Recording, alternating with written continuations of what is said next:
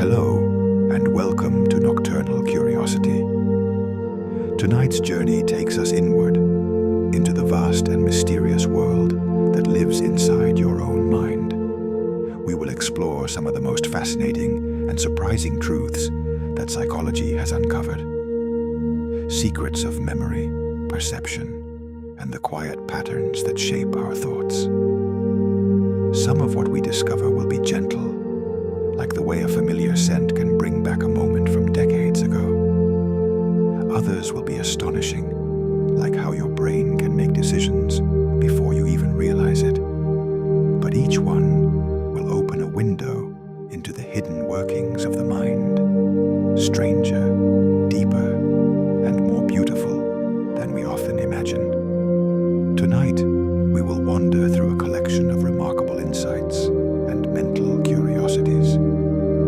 Glimpses into worlds where time can stretch and shrink, where emotions can alter what we see, and thoughts can ripple between people without a single word.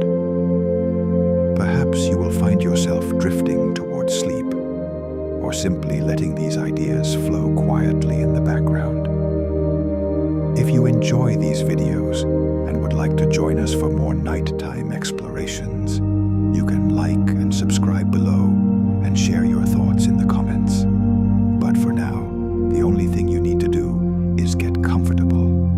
Let your breathing slow, let your mind soften, and allow the wonder of your own mind to wash gently over you. Let's begin. The mind we will explore tonight is not only yours. It is the result of millions of years of evolution, of countless experiences, and of questions that human beings have asked since the dawn of consciousness. Every fact you will discover is a small window into that shared journey. There is something deeply human about wondering how we work from the inside. Tonight, let these ideas be companions in the quiet. You do not have to understand everything or hold on to every word. Simply allow your mind to wander through these gentle corridors of science, and let curiosity be your guide as the night deepens around you. As the day wears on, mental filters and social masks tend to loosen. Late at night, when fatigue reduces inhibition and personal vigilance, people may speak more frankly and reveal thoughts they would guard during the daylight hours. This does not mean that every nighttime conversation is unfiltered truth, but the reduction in cognitive control can make honesty come more easily. Psychologists also suggest that the quiet, intimate atmosphere of the night encourages openness. Fewer distractions, dimmer light, and the sense that the world is at rest. In these hours, conversations can drift into personal territory, sometimes deepening connections. The phenomenon is not universal, but many know that feeling. Words flowing more freely under the shelter of the night, as if the mind relaxes into its natural rhythm, and guarded thoughts finally step out into the open. Some of the most meaningful conversations in human relationships happen in this space, when the day's performances are finally set aside and something more genuine is allowed to surface. The night does not change who we are. It simply removes some of the effort it takes to hide it. Although it can feel efficient, juggling multiple tasks at once can weaken the quality with which we remember them. The brain's attention system works best when focused, and dividing it forces information to compete for mental resources. This can result in memories that are less detailed or even completely absent. For example, checking messages while listening to a friend can lead to forgetting key parts of the conversation. Studies show that frequent multitaskers often struggle to filter out irrelevant information, making concentration harder over time.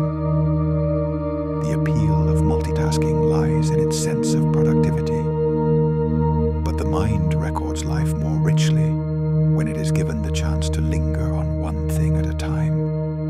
In a world that demands constant switching, choosing to do a single thing slowly can feel like a luxury, and one your memory will thank you for. The warmth of a hand on your shoulder, or someone taking your hand, can do more than comfort you. It can change the way your brain perceives pain. Physical touch activates sensory pathways that compete with pain signals, reducing their intensity. It also triggers the release of oxytocin, a hormone linked to bonding and the reduction of stress. In one study, couples who held hands during a painful experience not only reported less discomfort, but their brain waves began to synchronize. This suggests that touch does not only soothe emotionally, it can create a shared physiological state that eases suffering. In moments of distress, a gentle touch can act as both shield and anchor, reminding the body that it is not alone. Sometimes the simplest gestures carry the deepest healing power. Smells often bypass conscious thought, traveling directly to the regions of the brain involved in emotion and memory. This direct route means that aromas can influence mood and behavior without us realizing it. In experiments, pleasant ambient scents in stores have been shown to increase the likelihood of purchases, while the smell of cleaning products can lead people to tidy up more. These subtle effects work because scent can activate certain thoughts or associations. Lavender may induce calm. Citrus can signal freshness and energy. Although we often think of decisions as purely rational, the truth is that invisible sensory cues can tip the scales. Becoming aware of this influence can be empowering, allowing us to recognize when our choices are being shaped by the quiet language of smell. In a curious twist of psychology, simply believing that you slept well can improve performance and mood the next day, even if you did not. In one study, participants who were told they had experienced above-average sleep quality performed better on cognitive tests regardless of their actual sleep.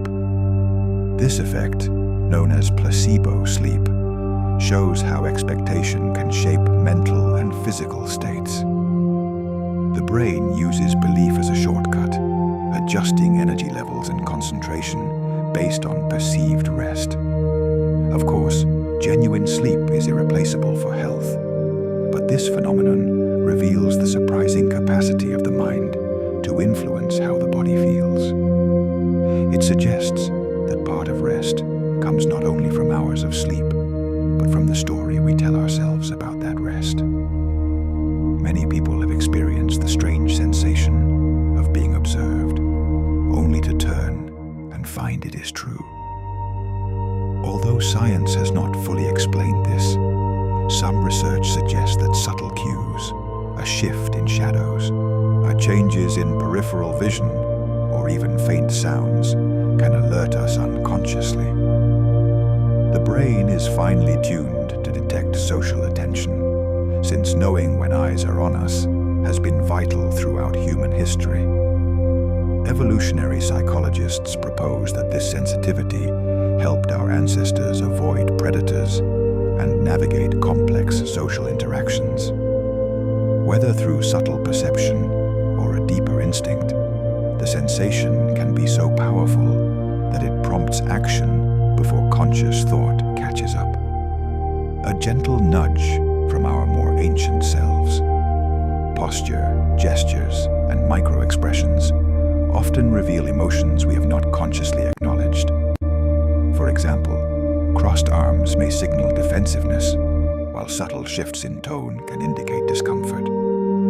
Psychologists note that these cues are sometimes visible to others before they become clear to us, providing an external mirror of our internal state.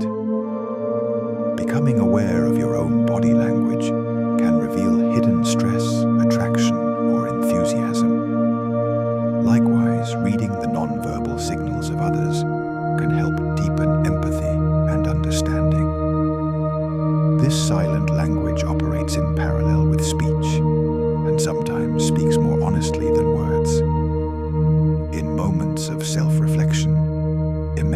how your body holds itself can be like overhearing the unspoken thoughts of your own mind.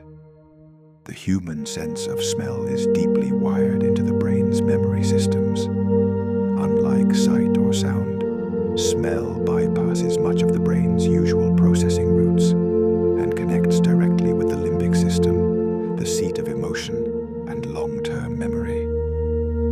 This is why a faint trace of perfume, fresh rain on pavement, or a childhood meal cooking can feel like a time machine. These scent-triggered memories are often vivid, detailed, and emotional, even if the moment they recall is decades old.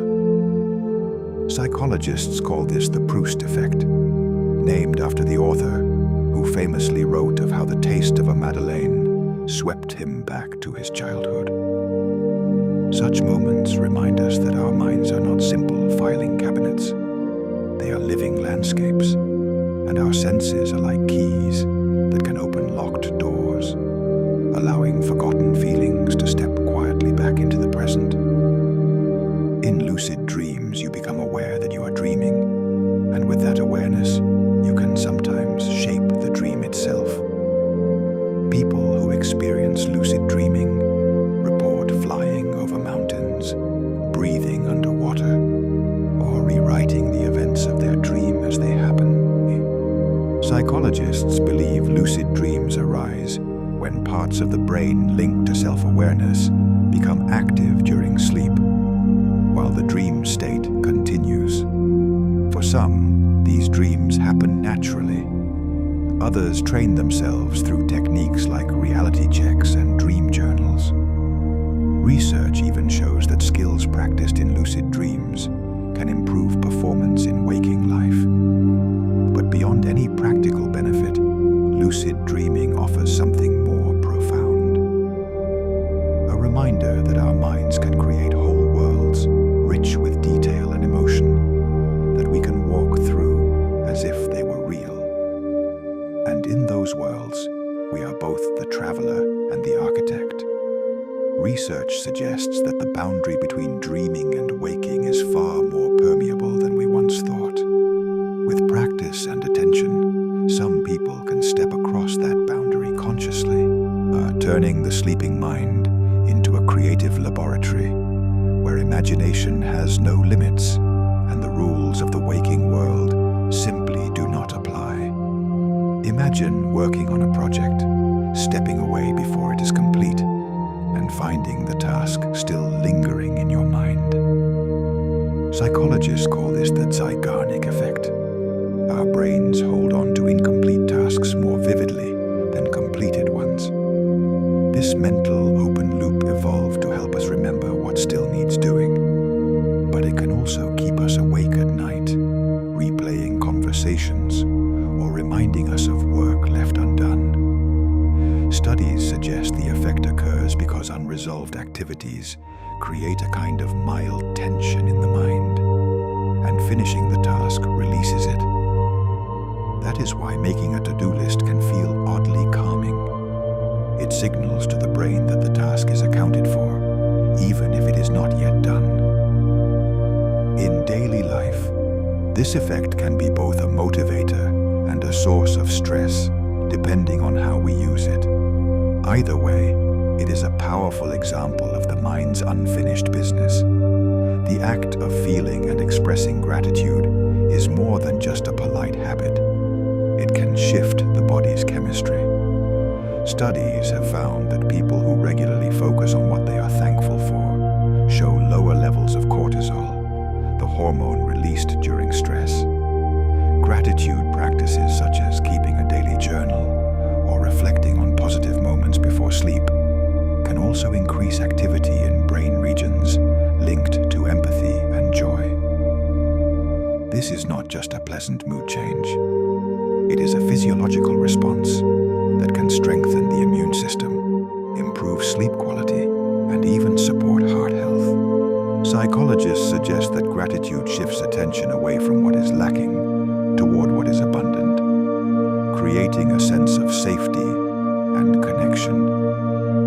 In this way, it helps the mind relax, allowing the body to follow.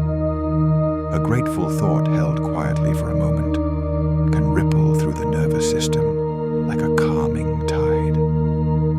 The practice need not be elaborate or time-consuming. Even a few seconds of genuine appreciation for a warm bed, a breath taken without difficulty, or the sound of rain against a window can shift the body's chemistry in measurable ways. The mind, it turns out, is listening to every story we tell it about the world. Sometimes the mind reacts to messages it does not consciously notice. In psychology, this is called subliminal priming. The presentation of stimuli so brief or subtle that it falls below conscious awareness, yet still influences thoughts or behavior.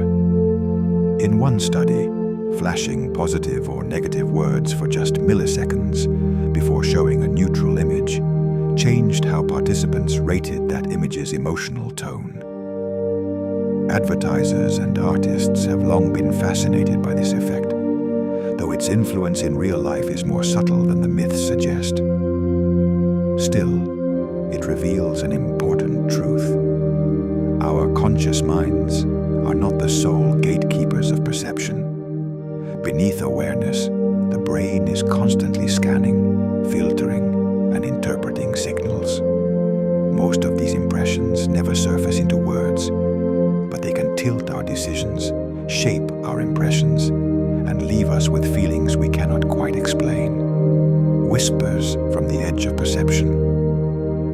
A song from your teenage years can pull you instantly back to a school hallway, a summer afternoon, or a person you have not spoken to in years. Music has a unique relationship with memory because it engages multiple parts of the brain at once. Auditory regions, motor areas, and crucially, the limbic system. The rhythm, melody, and lyrics weave together to form a rich context. And when that song plays again, the original emotions return with it. For people with Alzheimer's disease, familiar music can sometimes awaken moments of clarity, allowing them to sing along to lyrics they otherwise could not recall. Psychologists believe music works as a powerful retrieval cue, one that bypasses some of the barriers that time and memory loss create. It is a reminder that even when memories seem lost, they can still be carried within us, waiting for the right note to set them free. There is something profoundly hopeful in this. It means that even the most fractured memory can sometimes be reached, not through logic or effort, but through the simpler and more ancient pathway of melody. Music speaks in a language older than words, and the brain, for all its complexity, remains forever tuned to that primal frequency. Hope and positive expectation are not just comforting, they can be biologically protective. Studies have shown that optimistic people often recover faster from surgery, respond better to certain treatments, and have lower rates of some chronic illnesses. Optimism appears to reduce harmful stress responses, encourage healthier behaviors, and even strengthen the immune system. This does not mean ignoring reality or forcing a smile through hardship. Rather, it is about expecting that difficulties can be overcome and that the future holds possibility. Psychologists suggest that optimism can help people persist with rehabilitation, follow medical advice more consistently, and maintain the mental resilience needed for healing. While the body does its quiet work of repair, the mind's outlook can tilt the odds in our favor, turning hope into a kind of invisible medicine that moves through every heartbeat and breath. Human beings evolved in small social groups, where knowing who could be trusted could mean the difference between safety and danger. This may explain why our brains are tuned to remember gossip, stories about the behavior of others, more readily than neutral facts. In experiments, participants were more likely to recall details about untrustworthy actions than about physical descriptions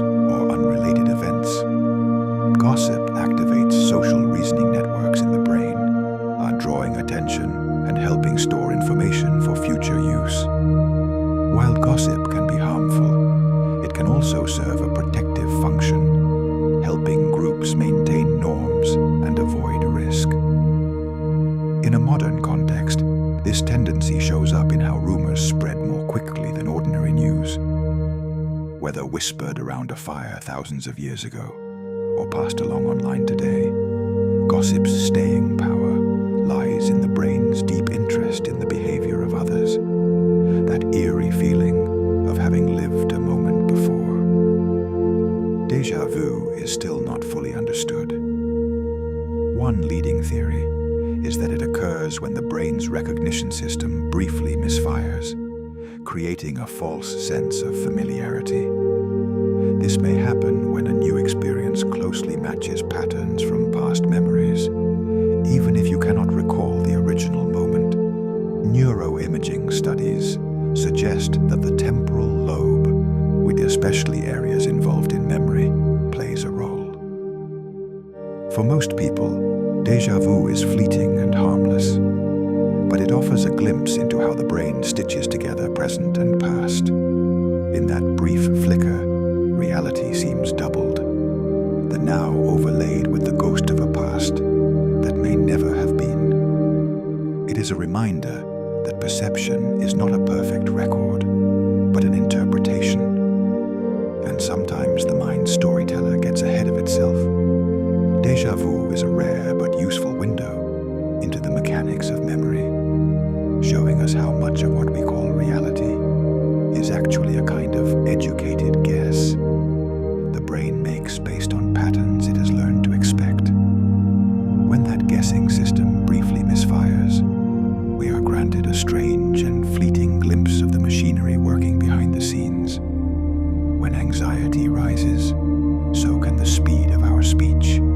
This is partly driven by the body's fight or flight response, which increases heart rate and breathing. The brain, primed for rapid action, pushes thoughts forward more quickly, and the mouth struggles to keep pace. Nervous speakers may also skip pauses, rush through sentences, or stumble over words as adrenaline sharpens their urgency to be understood. This effect can be subtle, a slight quickening of cadence, or so pronounced that the words blur together. In social situations, this fast talking can sometimes make others anxious too, as emotional states ripple through groups. Knowing this pattern can be helpful. Slowing speech deliberately can calm the body, and a calm body in turn can steady the mind. In this way, speech becomes not just a reflection of mood, but a tool for guiding it. For all our advances in neuroscience, our vast regions of the brain remain only partly understood. We can map structures, trace electrical signals, and watch patterns of activity. Yet the deeper mystery of how consciousness arises, or why memories feel vivid, still escapes us. Some brain regions have no fully defined function, and the intricate networks linking them are more complex than any computer humans have ever built. Every new study reveals not only answers, but new questions, reminding us that we have explored only a fraction of this living universe within our skulls. Like an ocean whose surface we have skimmed, but whose depths remain dark, the brain holds entire continents of understanding still to be found. And in the quiet moments between thoughts, we are reminded that the mind is not just a biological machine, but a mystery we inhabit in every waking moment. Our research suggests that the majority of our daily thoughts are recycled from previous days. Familiar concerns, routines, and reflections replaying in slightly different forms. This mental repetition helps maintain a sense of stability, but it can also limit creativity and keep us stuck in old patterns. The brain favors efficiency, and reusing existing neural pathways is less demanding than forging new ones. However, when we intentionally seek out novel experiences, challenge assumptions, or change our surroundings, we can spark fresh patterns of thought. This is why traveling, learning new skills, or even taking a different route to work can feel invigorating. It jolts the mind out of autopilot and into awareness. Most of the time, our thoughts flow along well-worn trails. But every so often, we can step off the path and discover an entirely new landscape within ourselves. A single yawn can ripple through a room, passing from person to person with no words exchanged. This contagious effect is not limited to humans. Chimpanzees, dogs, and even some birds have been observed catching yawns from others. Psychologists believe the phenomenon is linked to empathy and social bonding. We unconsciously mirror the behavior of those around us, reinforcing connection. In humans, the likelihood of catching a yawn increases with closeness. You are more likely to yawn after a friend than a stranger. The act itself remains partly mysterious. While yawning helps regulate brain temperature and promote alertness, its social spread seems to serve a different purpose, silently syncing the rhythms of a group. In a way, a shared yawn is a quiet reminder of our biological link to one another, a small unspoken gesture that says we are in this moment together. The science of yawning is still being unraveled, but its social dimension is clear. It binds us to one another in an involuntary and almost comical way. A reminder that beneath all our differences, our nervous systems are quietly mirroring each other all the time, responding to the same invisible cues in the air between us. Under hypnosis, a person can sometimes feel less pain, or even none at all, during experiences that would normally cause discomfort. Brain scans show that hypnosis can alter activity in areas that interpret pain signals, changing not the sensation itself, but the way the brain perceives it. This has been used in medical settings for pain management, dental work, and even surgery, though it does not work equally for everyone. Psychologists describe hypnosis as a focused, highly suggestible state in which the mind can shift its responses. The effect is not magic, it is the brain's own flexibility at work. By adjusting perception, the mind can rewrite the body's experience. This connection between attention and sensation hints at a profound truth. Pain is not just a physical event, but a complex dialogue between nerves, brain, and awareness. And sometimes awareness can change the nature of that conversation. Putting emotions into words, whether in a journal or a private note, can have measurable effects on well-being. Studies have shown that expressive writing can lower blood pressure, strengthen immune function, and improve mood. Psychologists believe the process helps organize emotional experiences, that turning vague feelings into structured thoughts the brain can work through. This reduces mental strain and frees up cognitive resources for other tasks. Writing does not require perfect grammar or style. Its power lies in honesty. By translating inner experiences into language, we give form to what was formless, and in doing so reduce its hold over us. The page becomes a safe container for what might feel overwhelming in the mind. Over time, this practice can help untangle complex emotions, making them easier to understand and easier to carry. Writing does not solve problems, but it can change our relationship to them. By moving feelings from the swirling interior world onto a fixed external surface, we create the distance needed to see them more clearly. And sometimes that is all the space we need to begin moving through them. But the human mind is deeply emotional, and this shapes how we remember. Events tied to strong emotions, joy, fear, grief, or excitement, tend to linger in memory longer than neutral details. This emotional tagging helps the brain prioritize important experiences. But it also means we often remember how we felt more clearly than what actually happened. In eyewitness testimony, for example, the emotional charge of an event can influence recollections, sometimes distorting factual accuracy.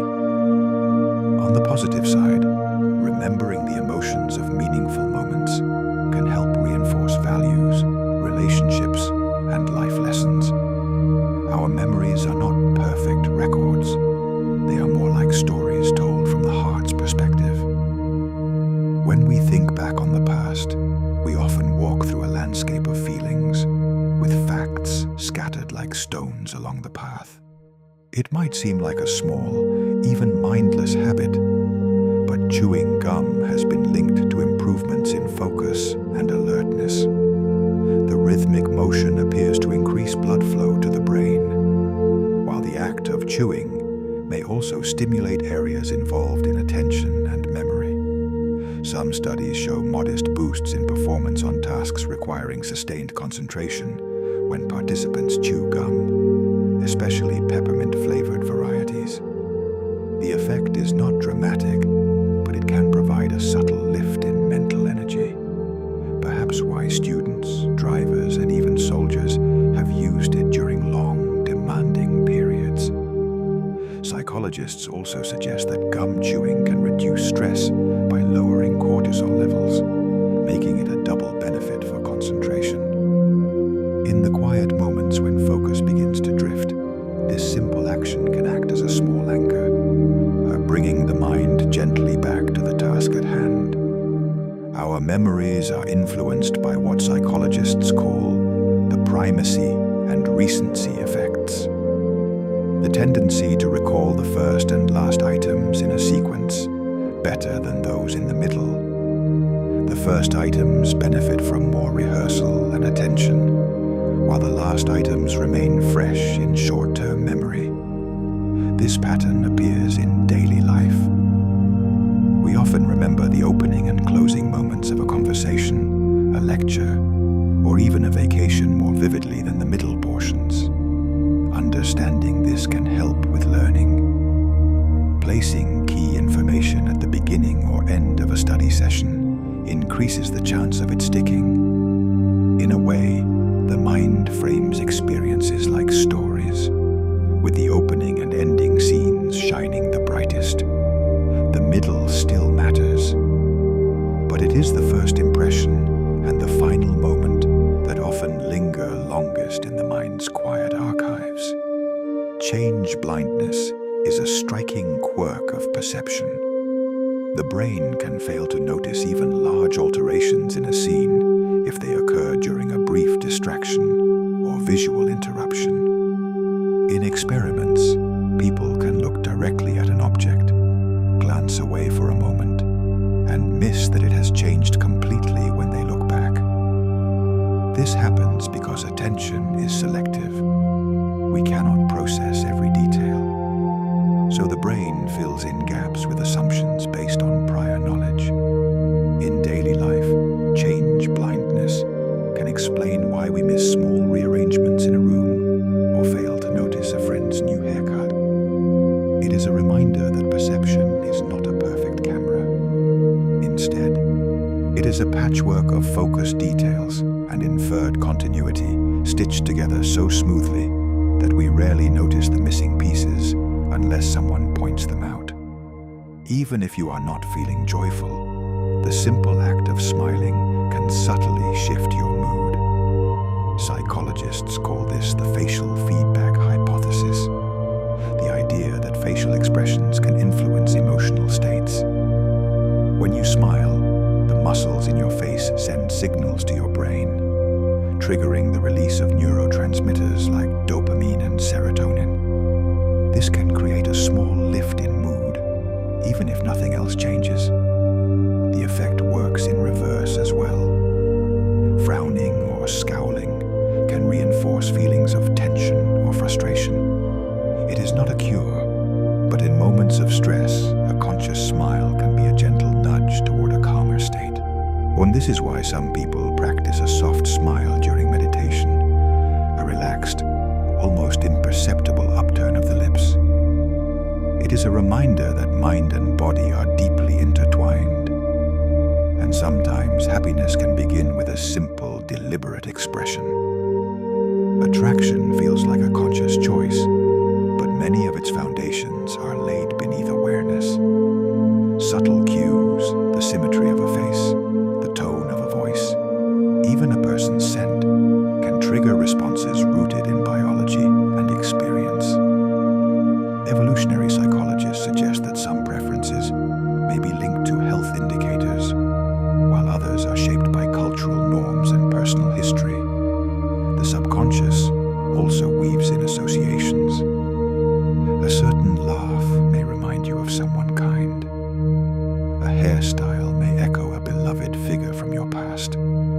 These impressions often form before the conscious mind begins its analysis, creating a feeling of instant chemistry. It is a reminder that attraction is both ancient and personal, a dance between instincts honed over millennia and the unique pathways carved by our own lives, quietly guiding our eyes and hearts before we even realize they have already chosen a direction. A flow state is a mental space where focus is effortless, time feels elastic, and the outside world fades away. Artists, athletes, and scientists often describe losing themselves in their work, emerging hours later feeling energized rather than drained. Psychologists say flow occurs when the challenge of a task matches your skill level. Enough difficulty to engage fully, but not so much as to overwhelm. In this state, the brain reduces activity in the prefrontal cortex, and the region tied to self-consciousness, freeing attention to merge with the task. Flow is not just productivity at its peak. It is a deeply satisfying immersion where action and awareness become one. Many people find it during hobbies, creative projects, or even problem-solving at work. In the quiet trance of flow, minutes dissolve into moments, and the mind moves as smoothly as a river, finding its way to the sea. Psychologists consider flow one of the most positive states a human being can experience, not because it is pleasant in a passive way, but because it represents the mind operating at its fullest potential. When you find your own flow, whether in painting, running, coding, gardening, or any craft that suits you, you are not escaping life. You are arriving fully inside it.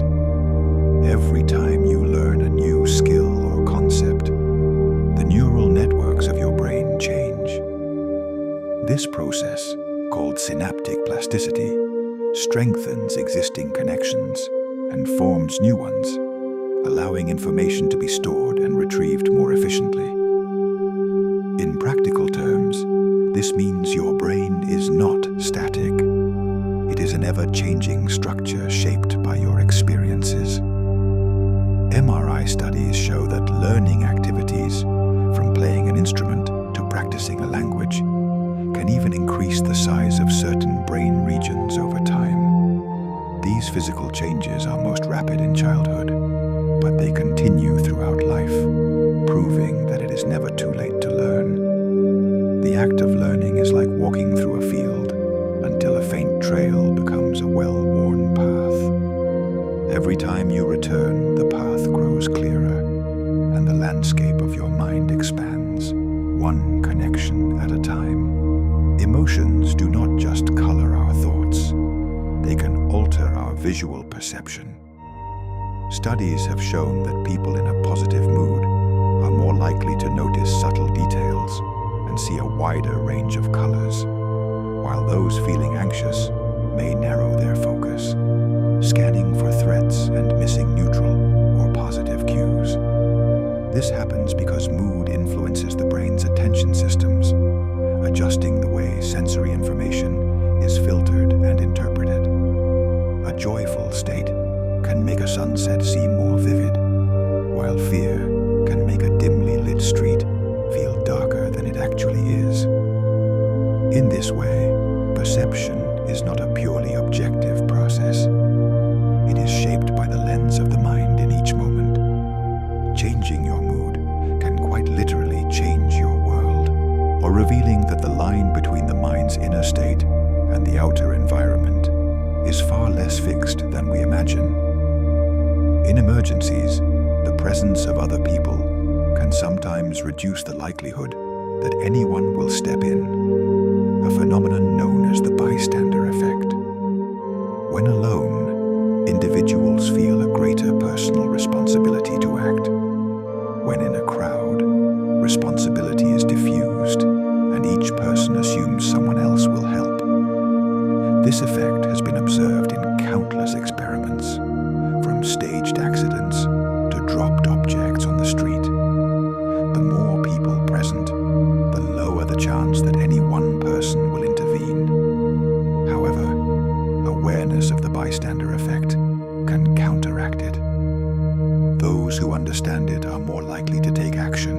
regardless of the crowd.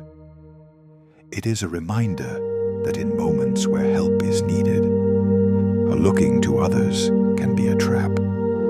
Sometimes the person to act must simply be you, even if you're the only one to notice the need. When a person is stressed, their body can release chemical compounds through sweat that carry subtle signals to those nearby. Research has found that smelling these stress odors, even without conscious awareness, can activate areas of the brain linked to empathy and fear, causing others to become more alert or anxious.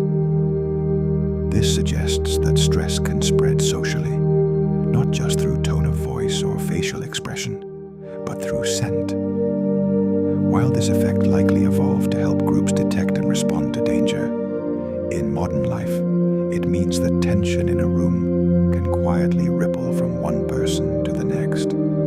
Understanding this can be empowering. Just as stress can be contagious, so can calm. By managing our own state, we may influence the emotional climate around us in ways no one can quite explain, but everyone can feel. This means that the quietest person in a room can sometimes be its most powerful presence.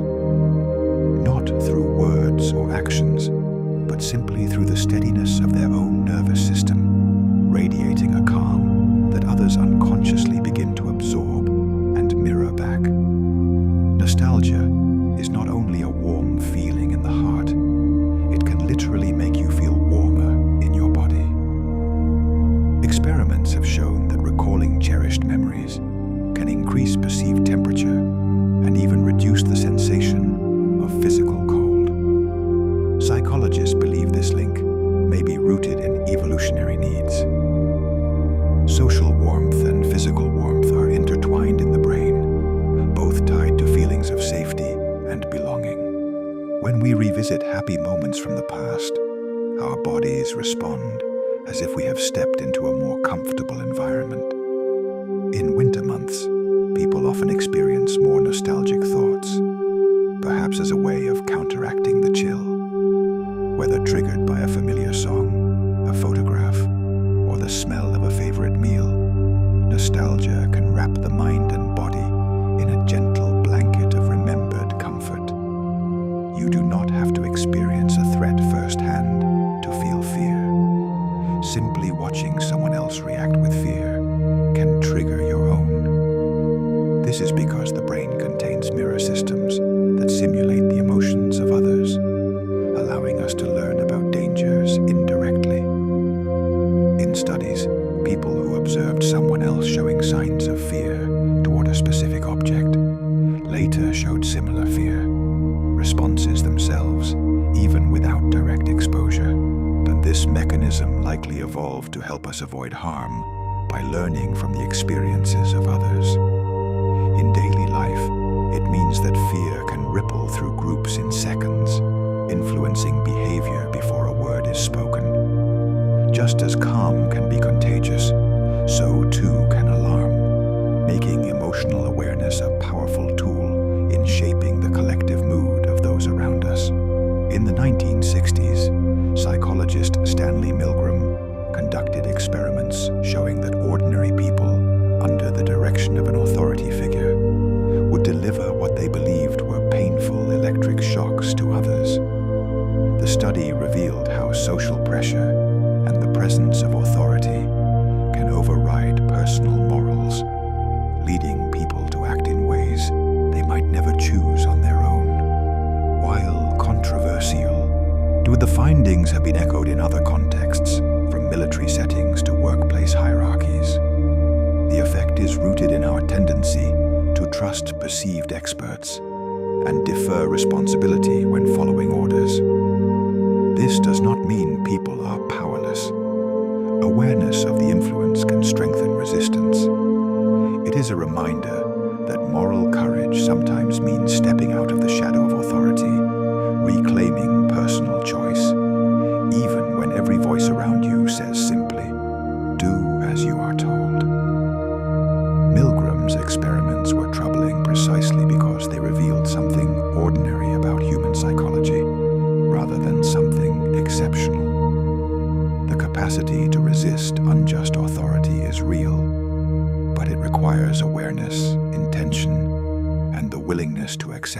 comfort, rather than deferring responsibility to someone else. Handwriting engages the brain differently from typing, involving fine motor skills, visual processing, and spatial awareness all at once. This richer sensory experience helps encode information more deeply, making it easier to recall later. Students who take handwritten notes often remember concepts better, even if they write less overall, because summarizing in real time requires active engagement with the material. Writing by hand also slows the pace, giving the mind more time to process ideas. While typing is fast and efficient, handwriting can act as a form of mindful learning. Each stroke is a physical imprint of thought, etched not just on paper, but into the neural patterns of memory. This is part of why many people who have switched entirely to digital note-taking report feeling less connected to the material they record.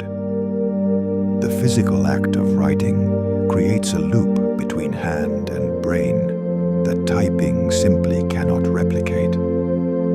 In slowing down to write by hand, we are not being inefficient. We are giving our minds a chance to truly absorb what we are thinking. The human brain forms impressions of faces almost instantly, in less than 1/10 of a second. Research shows that even such brief exposure is enough for people to decide whether someone appears trustworthy, competent, or likable. These snap judgments come from ancient survival mechanisms, where quickly assessing friend or foe could mean life or death. The amygdala and other brain regions process facial cues at remarkable speed, well before conscious thought has time to intervene. While first impressions can be surprisingly consistent across observers, they are not always accurate. Our minds often lean on learned stereotypes and personal experiences to fill in the gaps. This lightning-fast assessment is a reminder that part of us still operates on instincts formed long before cities, screens, and introductions, when a single glance could shape the course of survival. Simply placing an image of eyes in a space, for example above a donation box, can make people behave more generously and honestly. Psychologists believe this happens because the sensation of being watched triggers social accountability, even when the eyes are only printed on paper. This effect is linked to our evolutionary past, when reputation and group belonging were essential for survival. Being seen meant your actions mattered, and the brain still responds to these subtle cues today. Interestingly, the eyes do not need to be realistic. Even stylized designs can create the effect. It is a quiet example of how deep-seated social instincts continue to shape behavior in ways we rarely notice, turning a simple image into an invisible reminder that someone might be watching. The spotlight effect describes our tendency to believe others are paying more attention to us than they actually are. This can make small mistakes, tripping on a sidewalk or mispronouncing a word, feel far more noticeable than they really are. In truth, most people are too focused on their own thoughts to observe us closely. This bias stems from the way we experience life. We are the central figure in our own story, so we assume the same focus from others. Understanding the spotlight effect can be freeing, reducing social anxiety and self-consciousness. When we realize that most eyes are turned inward, our own small stumbles lose their weight, and we can move through the world with a lighter step, no longer imagining an audience where none exists. It sounds impossible, but studies show that a placebo, an inactive treatment, can still have real effects even when the recipient knows it is not real medicine. In these cases, the explanation that the placebo might trigger the body's own healing mechanisms is often enough to create measurable changes, such as reducing psychologists suggest that this works through expectation and conditioning. The ritual of treatment, combined with belief in the body's capacity to heal, activates pathways in the brain that influence physical states. This open-label placebo effect reveals just how intertwined mind and body are, and how belief can shape biology even in the absence of deception. It is a reminder that sometimes awareness itself can be a form of medicine. Think back to a significant moment. You might remember the rush of joy, the weight of grief, or the sting of embarrassment, but not the exact sequence of events. This is because emotions are processed and stored in brain areas closely linked to memory, such as the amygdala, making them easier to retrieve than factual details. While this emotional focus can help guide future decisions, it can also blur the accuracy of our recollections. We may recall the feel of a day, but lose track of the specifics. This is why two people can share an experience, yet remember it differently. In the story of our lives, emotion is often the ink, and the details are the paper. Without the feeling, the memory fades. But with it, even vague outlines can remain vivid for years. Forgetting may feel like a flaw, but it is an essential part of how memory works. The brain is constantly taking in vast amounts of information, and letting go of less useful details helps make room for what matters most. Psychologists believe that forgetting allows us to generalize from past experiences rather than getting lost in specifics. It also prevents outdated information from interfering with new learning. This adaptive forgetting can be thought of as pruning a tree, removing old branches so the healthy ones can grow. Far from being a sign of weakness, the ability to forget is one of the mind's ways of staying efficient and focused, ensuring that the memories we carry are the ones most relevant to our present and future. There is even evidence that people who struggle to forget, who remember everything with perfect fidelity, often find the experience deeply distressing rather than advantageous. The selective nature of memory, its willingness to let things go, may be one of its greatest gifts to us. In classic experiments, people wore special glasses that inverted their vision, turning the world upside down. At first, the experience was disorienting, but within days, the brain adjusted. Objects felt right side up again, even though the image entering the eyes was reversed. This remarkable flexibility is an example of neuroplasticity, the brain's ability to reorganize itself in response to new input. When the glasses were removed, vision felt flipped again until the brain readjusted. And the finding shows that perception is not a fixed recording, but an active construction, constantly shaped by the brain's interpretation of sensory data. Even something as fundamental as up and down is in part a matter of adaptation. Optical illusions work because the brain does not just receive sensory input. It interprets it, filling in gaps and making predictions. When these predictions clash with the raw data, the result can be an image that appears to shift, move, or hide details that are in plain sight. Illusions reveal the shortcuts the brain uses to make sense of the world quickly.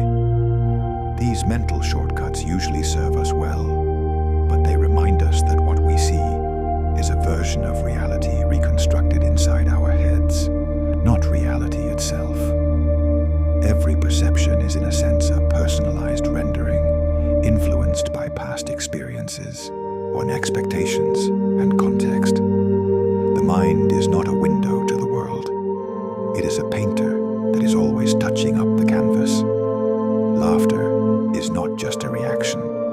It is a kind of mental exercise that can build resilience. When we laugh, the brain releases endorphins and reduces levels of stress hormones, creating a physiological state that makes it easier to cope with challenges. Shared laughter strengthens social bonds, providing a network of support that is crucial in difficult times. Over time, these moments of joy can act like repeated training sessions for the nervous system, teaching it to recover more quickly from stress. In this way, laughter becomes more than a fleeting pleasure. It is a resource stored within the body and mind, ready to be called upon when life demands courage. Research shows that people who feel a strong sense of purpose, a clear reason to get up each morning, often live longer, healthier lives. Purpose provides motivation, which can encourage healthier habits, reduce stress, and strengthen social connections. It also seems to benefit the body directly, with studies linking purpose to lower levels of inflammatory markers and better cardiovascular health. This does not mean purpose has to be grand or world-changing. It can be as personal as caring for loved ones, pursuing a creative passion, or contributing to a community. Having something meaningful to work toward acts like a compass for the mind, guiding choices and sustaining resilience.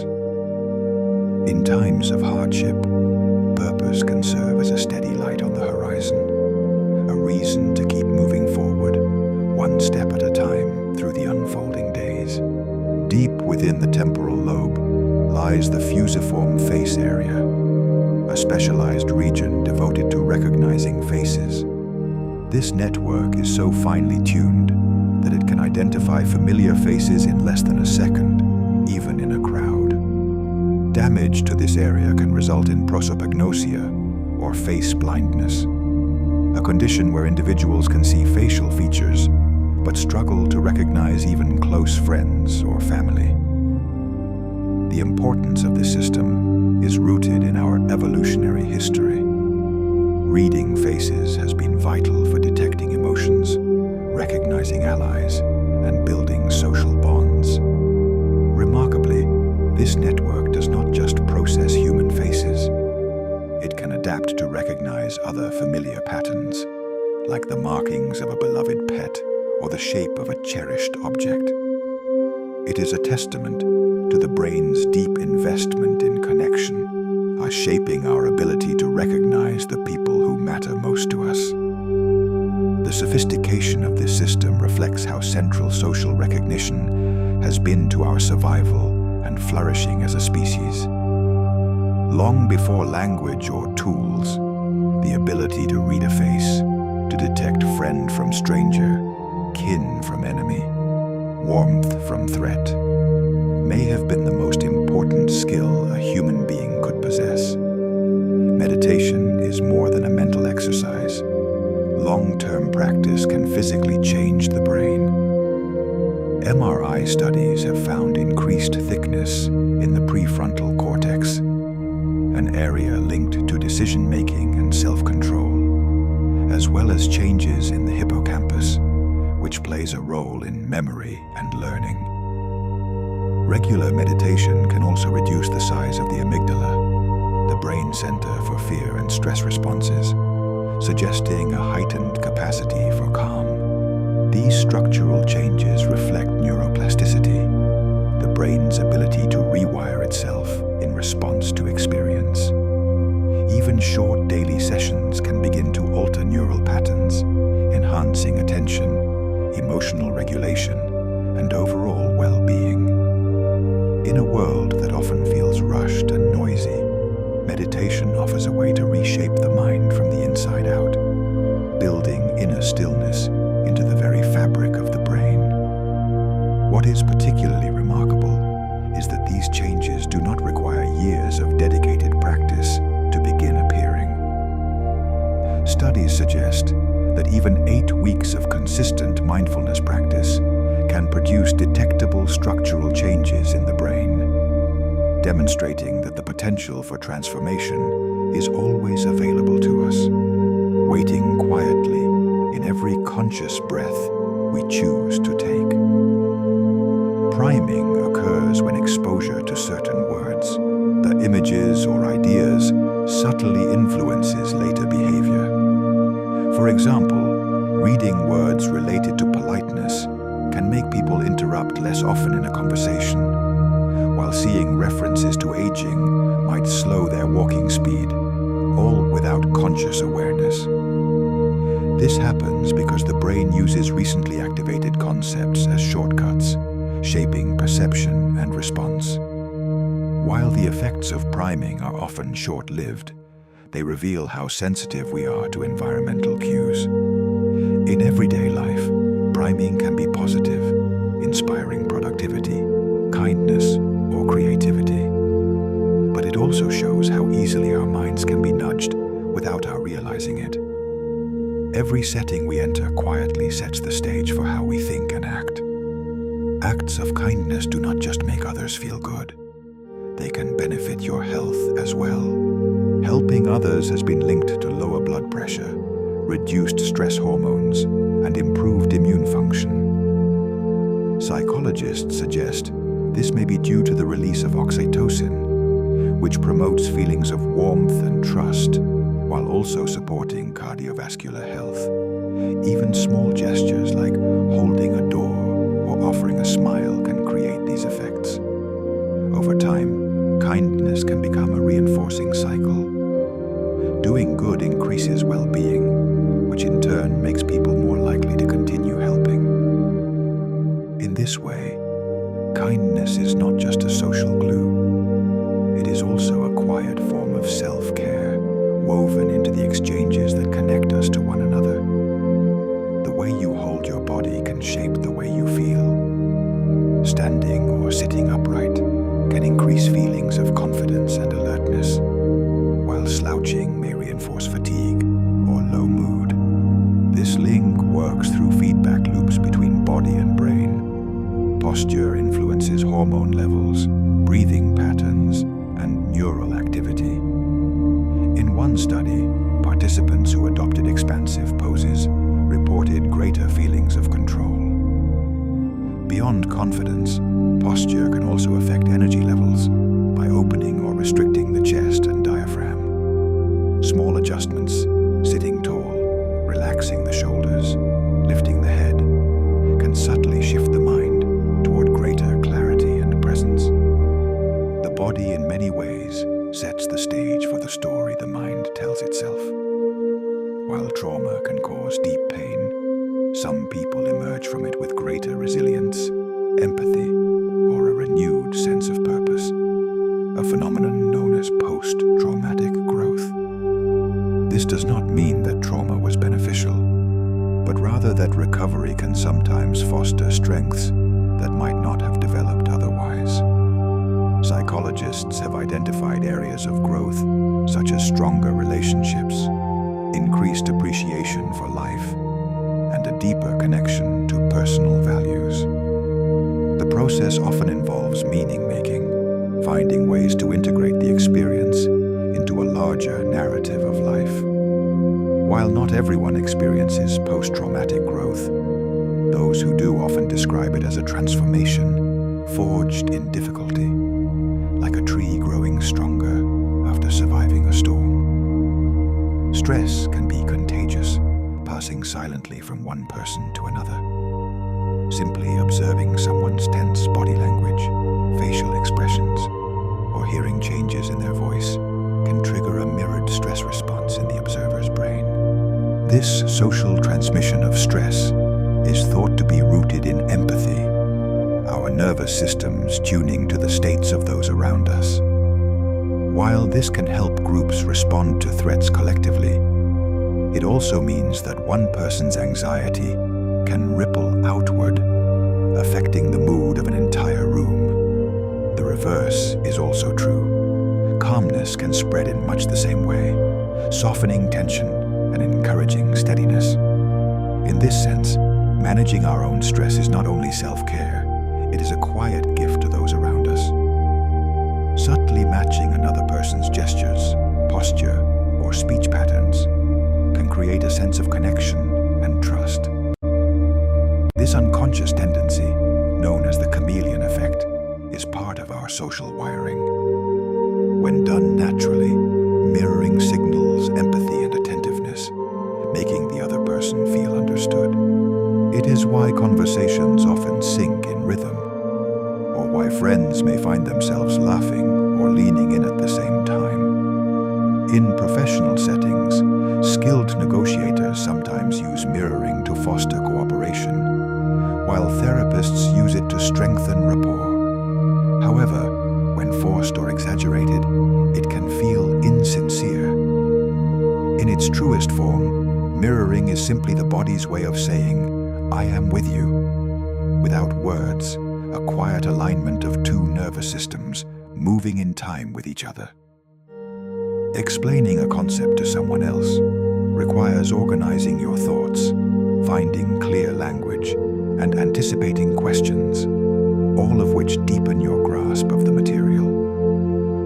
This is sometimes called the protégé effect, and it is why teachers often say they learn as much as they teach. When you teach, you actively retrieve and reconstruct knowledge, strengthening the neural pathways that store it. Even the process of preparing to teach can improve retention, as your brain engages with the information in a more structured and purposeful way. This approach works for skills as well as facts. Showing a friend how to cook a dish, for example, reinforces your own muscle memory. In a way, teaching transforms knowledge from something you hold to something you live, making it a more permanent part of your mind's library. False memories are not just fuzzy recollections. They can feel as vivid and detailed as genuine ones. Experiments have shown that suggestion, imagination, and even photographs can lead people to remember events that never occurred. The brain builds memories by reconstructing details each time they are recalled, which means they can shift subtly over time. This flexibility is normally useful, allowing memories to adapt, but it also leaves them open to distortion. In some cases, people may confidently recall entire scenarios that are entirely fabricated, complete with emotions and sensory impressions. It is a reminder that memory is not a perfect archive. It is a story our mind tells, and like any story, it can change in the telling. This insight has significant implications not only for personal understanding, but for how we treat memory in legal, therapeutic, and historical contexts. The confidence with which we remember something is no guarantee of its accuracy. What feels most real and vivid may be the product of reconstruction rather than faithful recording. Understanding this does not make memory less valuable. It makes it more fascinating and more worthy of our careful attention. Your name is like a personal alarm bell for the brain. Even in a noisy room, hearing it can cut through the chatter and capture your attention instantly. This is known as the cocktail party effect, and brain scans show that hearing your own name triggers heightened activity in the medial prefrontal cortex, an area tied to self-awareness. The reaction is automatic and often emotional, as names are deeply tied to identity and social connection. This sensitivity likely evolved because recognizing when someone was addressing you could mean safety, opportunity, or vital information. Even when whispered from across a distance, your name has the power to pierce through distractions and pull you back into the present moment, like a small thread connecting you to the world around you.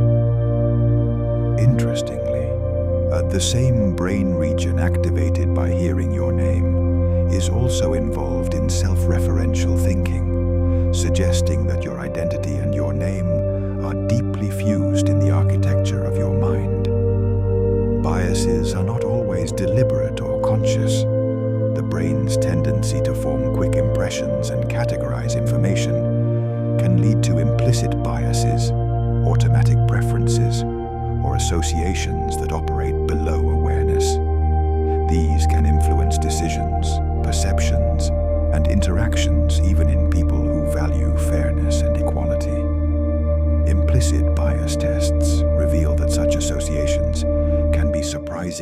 resistant to change. But awareness is the first step in countering them. By slowing down decisions, seeking diverse perspectives, and questioning gut reactions, we can begin to challenge these hidden patterns. This process does not erase bias entirely, but it can weaken its influence, allowing our actions to better reflect our conscious values. In a way, it is like learning to spot a current beneath the surface. Once you know it is there, you can choose how to navigate it.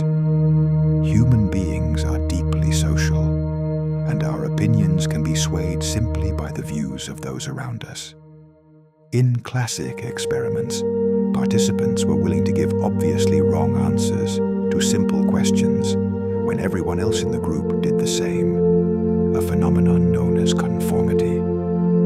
This pull toward agreement can be stronger when the group is unanimous or when we feel uncertain. Conformity is not always negative.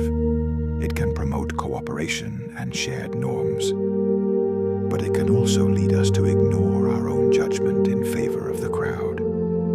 The awareness of this tendency can help us pause, examine the evidence, and ask whether agreement is genuine or simply a desire to fit in. Sometimes the quietest act of independence is holding to the truth when every voice around you says otherwise. This takes a kind of internal anchoring, a sense of self that does not dissolve under social pressure. Developing that anchor is one of the quiet but essential tasks of a mature mind. It means learning to distinguish between genuine agreement and the desire to belong, and choosing, when necessary, the lonelier but more honest path. While the body rests, the brain continues working, reorganizing memories, making connections, and even solving problems. This is why answers sometimes come in dreams, or why a solution feels clear in the morning after seeming impossible the night before. During certain stages of sleep, the brain is freer to explore unusual associations, unbound by the constraints of waking logic. Artists, scientists, and inventors have all credited sleep with breakthroughs. This creative problem-solving happens because the sleeping brain blends information in novel ways, finding patterns that waking consciousness might overlook. It is a reminder that rest is not idleness. It is an active state where the mind works quietly behind the scenes, ready to surprise us with sudden clarity when the day begins. Looking at a stressful situation from a different angle can reduce its emotional weight. Psychologists call this cognitive reappraisal, and it works by changing the meaning we assign to an event. For example, viewing a challenge as an opportunity to grow rather than a threat can reduce anxiety and improve problem solving. Brain scans show that reappraisal activates the prefrontal cortex, which helps regulate the amygdala, the brain's fear center. This shift does not erase the difficulty, but it can create space between stimulus and reaction, allowing for a calmer, more deliberate response. Over time, the habit of reappraisal can make the mind more resilient, turning stress into a teacher rather than an enemy. It may seem counterintuitive, but a mildly tired brain can sometimes think more creatively than a fully alert one. When we are slightly fatigued, our mental filters loosen, allowing more unusual connections to surface. This can be especially useful for tasks that require divergent thinking, brainstorming, inventing, or problem-solving in unconventional ways. Psychologists suggest that the relaxed control of a tired mind can free it from rigid patterns, opening the door to novel ideas. Of course, exhaustion hinders most types of work, but in that sweet spot between wakefulness and fatigue, the mind can wander just far enough to stumble onto unexpected brilliance.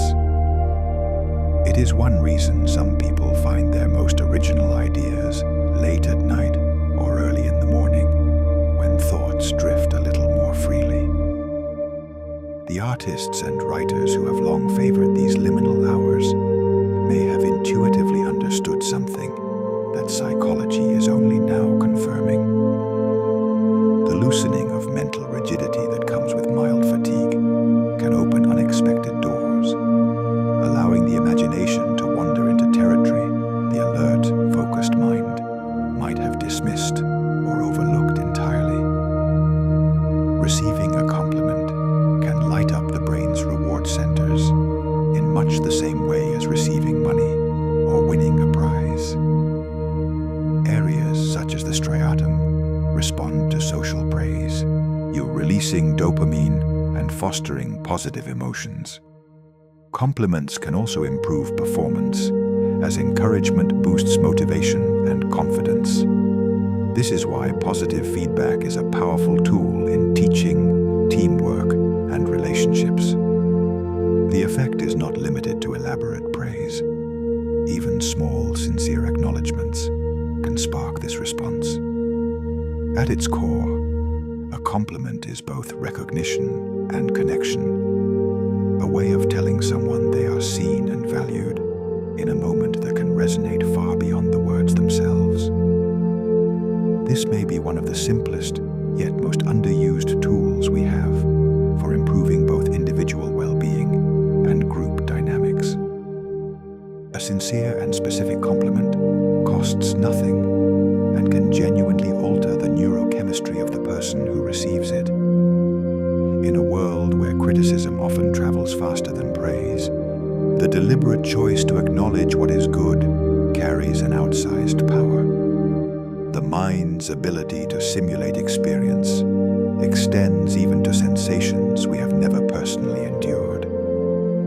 Simply watching someone in pain or reading a vivid description can activate brain areas involved in our own pain processing. This capacity likely evolved to enhance empathy, helping us avoid danger and understand the suffering of others. While imagined pain is not as intense as the real thing, the overlap in brain activity can still be powerful enough to make us wince at another's injury. This simulation also means that fear and anxiety can arise from anticipated pain, influencing our choices even before any real harm occurs. In this sense, empathy is not just a social virtue, but a deeply wired biological capacity. We are built to feel with others, and that architecture of feeling shapes not only how we connect, but how we protect ourselves and those we care for. A lack of sleep can severely impair the brain's ability to store new information. During deep sleep, the hippocampus works to consolidate memories, transferring them into long-term storage. Without sufficient rest, this process is disrupted, leaving the mind unable to hold on to details from the day. Even a single night of poor sleep can weaken learning and recall over time. Chronic sleep deprivation can lead to more lasting cognitive decline. This is why rest is essential, not only for health, but also for growth. Without it, the stories of our days fade before they can be written into memory. The illusory truth effect describes our tendency to accept statements as true if we hear them often enough, regardless of their accuracy. Repetition increases familiarity, and familiarity feels like truth to the brain. This mental shortcut evolved to help us learn from patterns. But in the modern world, it can be exploited by misinformation. Being aware of this bias allows us to slow down and fact-check before accepting repeated claims. In a noisy information landscape, the mind's comfort with the familiar can be both a strength and a vulnerability. The joy of looking forward to something, a trip, a long-awaited reunion, or a vacation, can sometimes outweigh the pleasure of the event itself.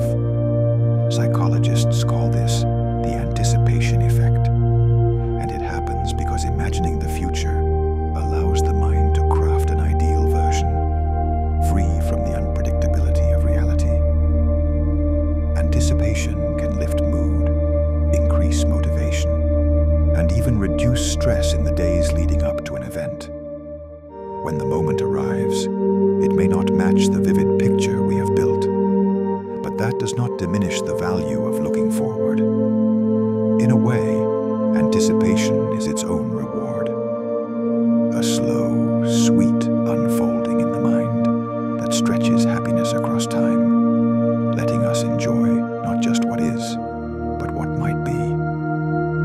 Some researchers suggest that planning and looking forward to positive events is one of the most reliable ways to elevate mood over time. Even modest things, a favorite meal, a phone call with an old friend, or an evening with a good book, can carry significant joy when held in the mind's eye before they arrive.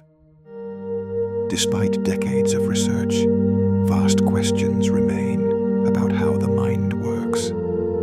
From the origins of consciousness to the depths of memory and emotion, each discovery seems to open new doors, revealing layers of complexity we had not imagined. The mind is not just a collection of processes. It is a landscape where thoughts, dreams, and awareness flow together. In exploring it, we are not only studying biology, we are also tracing the outlines of what it means to be human. Every time science illuminates one corner of the mind, it discovers 100 more waiting to be explored. The brain studying the brain remains in itself the greatest mystery that exists. For now, many of its secrets remain, inviting us to keep looking inward toward the quiet depths we carry with us everywhere. Perhaps this is the most beautiful thing about being human. We are the universe becoming aware of itself, turning its attention inward with curiosity and wonder, and finding that the closer we look, the deeper the mystery becomes, and the more extraordinary it is simply to be alive and thinking and here. And so, our journey through the mind draws to a close. We have wandered through memories and dreams, traced the currents of thought, and stood at the quiet edges of what we know about ourselves. Each fact, each reflection, has been a small light in the vast inner landscape, a reminder that even in stillness, the mind is alive with wonders beyond imagining. The science of the mind is not a cold or distant thing. It is a story about you and everyone you have ever known, and the invisible threads that run between you, woven from evolution, experience, and the simple mystery of being conscious in a world that does not fully explain itself. Perhaps some of these ideas have lingered with you, or perhaps they have already dissolved into the soft haze of rest. That is the beauty of a night spent exploring. You do not need to hold on to every detail. The mystery will still be there tomorrow, waiting for you. If you happen to still be awake, you can go ahead and watch the next video. If your eyes are heavy, you can simply let yourself drift, carried by the gentle hum of your